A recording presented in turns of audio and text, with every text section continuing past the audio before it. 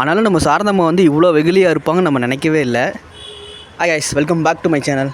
Guys, நம்ம மகாநதியில் பார்த்திங்கன்னா இன்றைக்கி நம்ம சாரதாம்மாவுக்கு எல்லாமே ஆப்போசிட்டாக தான் நடக்குதுன்னு தான் சொல்லுவேன். நல்லாவே டாக்குமெண்ட்டே கையில் வச்சிட்ருக்காங்க கைஸ் அந்த அம்மா முத்துமலர். என்னடா என்னையா நடக்குது இங்கே அப்படின்ற மாதிரி தான் விஜய் யோசிக்கிறார். விஜய் வந்து நம்ம சாரதாம்மாவை கூப்பிட்டு வெளியில் இந்த மாதிரி வந்துட்டு அதை நீங்கள் வந்து ரெஜிஸ்டர் பண்ணீங்கல்ல, அது இருக்கா அவங்ககிட்ட? ரெஜிஸ்டர்லாம் பண்ணல தம்பி, அதெல்லாம் என்னென்னு எனக்கு தெரியாதா? என்ன எப்படி அப்போ கல்யாணம் நடந்துச்சு? நல்லா ஊரை கூட்டி தான் தம்பி கல்யாணம் பண்ணாங்க. அந்த காலத்தில் எப்படி தம்பி அதெல்லாம் இருக்கும் அப்படின்றாங்க நம்ம சாரதாம்மா. விஜய்க்கு என்ன பண்ணுறதுனே புரியல. ஐயோ என்னடா இது எல்லாமே வந்துட்டு நமக்கு வந்து ஆப்போசிட்டாகவே இருக்கே, இப்படி இருந்தால் எப்படி தான் நம்ம வந்துட்டு நம்ம காவேரிக்கு வந்து இந்த வீட்டை வந்து வாங்கி கொடுக்குறது அப்படின்ற மாதிரி ரொம்ப வந்து யோசிக்கிறாரு. ஒன்றுமே மைண்டில் வந்துட்டு அவருக்கு வந்து சிக்கவே மாட்டேங்குதுன்னு தான் சொல்லுவேன். அடுத்து பார்த்திங்கன்னா நம்ம காவேரி, என்னம்மா நீ இப்படி பண்ணிகிட்ருக்க, இது கூட உனக்கு சொல்லித்தரணும் யாராவது. அப்போலாம் எனக்கு விவரம் பத்தலடி, நானே வந்துட்டு படிக்காத, எனக்கு எப்படி தெரியும்? நான் விவரம் இல்லாமல் அப்படிலாம் வந்து பண்ணிகிட்டு இருந்தாங்க. நான் என்னடி பண்ண முடியும், நீயே சொல்லு. கல்யாணம் பண்ணி வச்சாங்க, நான் கல்யாணம் பண்ணிக்கிட்டேன், அதுதான் பண்ண முடியும். வேறு என்ன பண்ண முடியும்? எனக்கு ரிஜிஸ்டர் பண்ணுவாங்க பண்ண மாட்டாங்க அதெல்லாம் எனக்கு சுத்தமாக தெரியாதுடி. நான் உங்கள் அப்பாவை முழுசாக நம்பியிருந்தேன். ஆமாம், நம்பியிருந்தேன். இன்றைக்கி பார்த்தியா என்ன நடந்து, அந்த ஆளை நம்பி என்ன நடந்திருக்கு அப்படின்னு சொல்லிட்டு நம்ம கங்கா வந்து பேசுகிறாங்க. என்னம்மா நீ எதுவுமே வந்துட்டு உனக்காக எதுவுமே பண்ணிக்க மாட்டியா? இப்படி வந்து மாட்டை விட்டுட்டு இப்படி இது பண்ணிகிட்ருக்கிய, எப்படிம்மா இது நடக்கும்? ஏம்மா இப்படி பண்ணிகிட்ருக்கு? எப்படிமா நம்ம பக்கம் வந்துட்டு இந்த கேஸ் வந்து ஃபைல் ஆகும்? எல்லாமே அவங்க பக்கமே இருக்கே, இதுக்கு என்னம்மா நம்ம சொல்யூஷன் பண்ண போகிறோம்? நீ ஏம்மா இப்படி இருக்க? என்னடி பண்ணுறது எனக்கு தெரியலடி. இவ்வளோ இதாகவே இருக்குது, இவ்வளோ வந்துட்டு ஏமாலியே இருக்கியம்மா, வாழ்க்கையிலும் சரி இதுவும் சரி, இதுலேயும் ஏமாந்துட்டியம்மா அப்படின்னு சொல்லிட்டு நம்ம கங்கா திட்டுறாங்க. நம்ம காவேரியும் வந்துட்டு என்ன பண்ணுறதுன்னு தெரியாமல் முடிக்கிறாங்க. என்னம்மா நீ அந்த ஆளை நம்பி இப்படி பண்ணி வச்சிருக்கிறீ? அந்த ஆள் பார்த்தியா விவரமாக போயிட்டு அந்த பொண்டாட்டிக்கு மட்டும் வந்து ரிஜிஸ்டர் பண்ணி வச்சுட்டாரு. உனக்கு பார்த்தி வந்துட்டு இப்படி வந்து டீலில் விட்டு ஏமாற்றிட்டாரு. ஏமா நீ இப்படி இருக்க? பார்த்தியா அவரை நம்பி நம்ம வந்து எவ்வளோ வந்து ஏமாந்துருக்குன்னு பார்த்தியா? இன்றைக்கெல்லாம் அவர் கையில் கிடச்சாருன்னா அவ்வளோதான், நானே அவரை கொண்டுடுவேன்.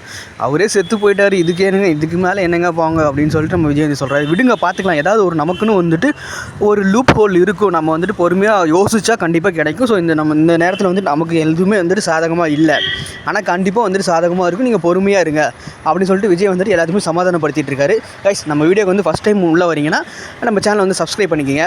உங்கள் கமெண்ட் ஏதாவது நீங்கள் தெரிவிக்கணுன்னா கமெண்ட்டில் வந்து தெரிவிங்க கைஸ்.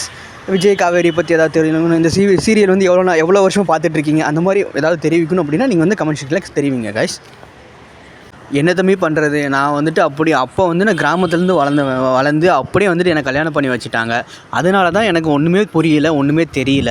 நான் என்ன பண்ணுறது நீங்களே சொல்லுங்கள். அந்த ஆளுக்கு எல்லாமே தெரிஞ்சு விவரமாக போயிட்டு அவரோட இந்த புது ஒய்ஃபுக்கிட்ட வந்து ரெஜிஸ்டர்லாம் பண்ணி வச்சுருக்காரு. என்கிட்ட எதுவுமே சொல்லலை, என்னை எதுவுமே பண்ணலை. எனக்கு அப்படி ஒரு கையெழுத்து போட்டு தான் ஞாபகமே இல்லை. நல்லா யோசிச்சு பாருங்க அத்தை, கண்டிப்பாக வந்துட்டு உங்களுக்கு வந்து ஞாபகம் இருக்கும். ஏதாவது ஒரு விஷயத்தில் எங்கேயாவது ஒரு குட்டி ஒரு ஆஃபீஸ் இருக்கும், அதில் கூட நீங்கள் கையெழுத்து போட்டுருக்கலாம் அப்படின்னு சொல்லிட்டு நம்ம விஜய் வந்து யோசிக்க வைக்கிறாரு நம்ம அத்தையை. ஆனால் அத்தைக்கு வந்து அந்த மாதிரி ஒரு விஷயம் நடந்ததாகவே வந்துட்டு ஞாபகமே இல்லைன்னு தான் சொல்லணும் கைஸ். சரிங்க அத்தை, ரொம்ப வந்துட்டு ஃபீல்லாம் பண்ணாதீங்க, பார்த்துக்கலாம். ரொம்ப வந்து யோசிக்க வேணாம், பொறுமையாக யோசிங்க. உங்கள் மைண்டில் வந்து பொறுமையாக யோசிங்க, கண்டிப்பாக வந்துட்டு ஏதாவது கிடைக்கும். நம்மளும் வந்துட்டு எதாவது ரெடி பண்ணலாம். காவேரி நீ பொறுமையாக இரு. என்னங்க நான் ரெடி பண்ணுறது நீங்களே சொல்லுங்கள். நமக்கு வந்து கிடைக்காத மாதிரி தான் எல்லாமே வந்து நமக்கு எதிராகவே நடந்துக்கிட்டு இருக்குது. இது எப்படி எடுத்துக்கிறதுனே எனக்கு ஒன்றுமே புரியல. ஏன் தான் இப்படி வந்து எனக்கு மட்டும் நடக்குதுன்னு தெரில. எனக்கு நடக்கிறதுனால உங்களையும் நான் வந்துட்டு கஷ்டப்படுத்துகிற மாதிரி இருக்குது, எனக்கு ரொம்பவுமே கஷ்டமாக இருக்குது. அதை பற்றிலாம் நீ யோசிச்சுட்டு உன் ஹெல்த்தை வந்து ஸ்பாயில் பண்ணிக்காத காவேரி. 2 பேரும் ப்ரெக்னெண்ட்டாக இருக்கீங்க, எதுக்கு வந்து தேவையில்லாமல் வந்து யோசிக்கிறீங்க? அதெல்லாம் யோசித்து வந்துட்டு என்ன கிடைக்க போகுது? அமைதியாக இருங்க. அதுதான் பிரச்சனை வந்துருச்சு, அதை எப்படி வந்து சால்வ் பண்ணணும் அதை தான் பார்க்கணும். அதை விட்டுட்டு சும்மா அதையே போட்டுக்கிட்டு நம்ம யோசிச்சுட்டு இருந்தால் பிரச்சனை வந்து சால்வ் ஆக போதா? நீயே சொல்லு. கண்டிப்பாக எல்லா பிரச்சனையும் சால்வ் பண்ணுறேன், எனக்கு கொஞ்சம் டைம் கொடுங்க, கண்டிப்பாக ஏதாவது ஒரு லூப் ஹோல் இருக்கும். ஸோ அதை பற்றி நீங்கள் 2 பேருமே கவலைப்பட வேணாம் அப்படின்னு சொல்லிட்டு நம்ம விஜய் வந்து ஆறுதல் சொல்கிறாரு. அடுத்து என்ன நடக்குதுன்னா, நம்ம பாட்டி சும்மா இருக்க மாட்டாமல் அந்த புது பேரன் பேத்திக்கிட்ட போய் பேச ஆரம்பிக்கிறாங்க. தேவையில்லாத வேலை தான் பார்த்துட்ருக்காங்கன்னு தான் சொல்லணும். புது பேரன் பேத்திக்கிட்டு இவங்களுக்கு என்ன பேச்சுன்னு தான் தெரியல. இது சாரதாம்மா பார்த்தாங்க அப்படின்னா கண்டிப்பாக அந்த வீடே 2 ஆகிற அளவுக்கு அவங்க சண்டை போடுவாங்க தான். ஏன்னா ஃபஸ்ட்டு கொடைக்கானலில் பேசுனதுக்கே சும்மா கையை பிடிச்சதுக்கே வந்துட்டு ரொம்பவுமே வந்துட்டு டென்ஷன் ஆனாங்க நம்ம சாரதாம்மா. நம்ம பாட்டி வந்து சும்மா இருக்காமல், காவேரியோட பாட்டி வந்து சும்மா இருக்காமல் என்ன பண்ணாங்கன்னா, அந்த புதுசாக அந்த பேரம்பேத்திக்கிட்ட வந்து சிந்துக்கிட்டையும் கிருஷ்ணாக்கிட்டையும் வந்து பேசுகிறாங்க. என்ன உன்னை பார்த்தா வந்துட்டு என் பையன் மாதிரியே இருக்குது, அதே கண் அதே மூக்கு வாயின்னு பேசிகிட்டு இருக்காங்க. பின்னாடி பார்த்தீங்கன்னா விஜயம் காவேரின்னு நின்று அதை பார்த்துட்டாங்க. விஜய்க்கு வந்து என்ன பண்ணுறதுன்னு தெரியாமல் முழிக்கிறாரு.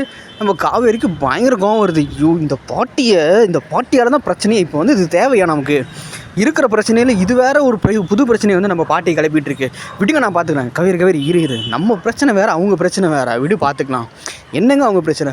அவங்க மகனோட பிள்ளைங்க அவங்க அப்படி தான் இருப்பாங்க, அவங்க அப்படி தான் ரியாக்ட் பண்ணுவாங்க. அவங்க பொறுமையாக எல்லாத்தையும் வந்துட்டு அவங்களுக்கே ஒரு நாள் புரியும், நீ அதை பற்றிலாம் யோசிக்காத அப்படின்னு சொல்லிட்டு விஜய் வந்து நம்ம காவேரி வந்து அடக்குறாங்க. பின்னாடி நின்று பார்த்துட்ருக்காங்க இவங்க.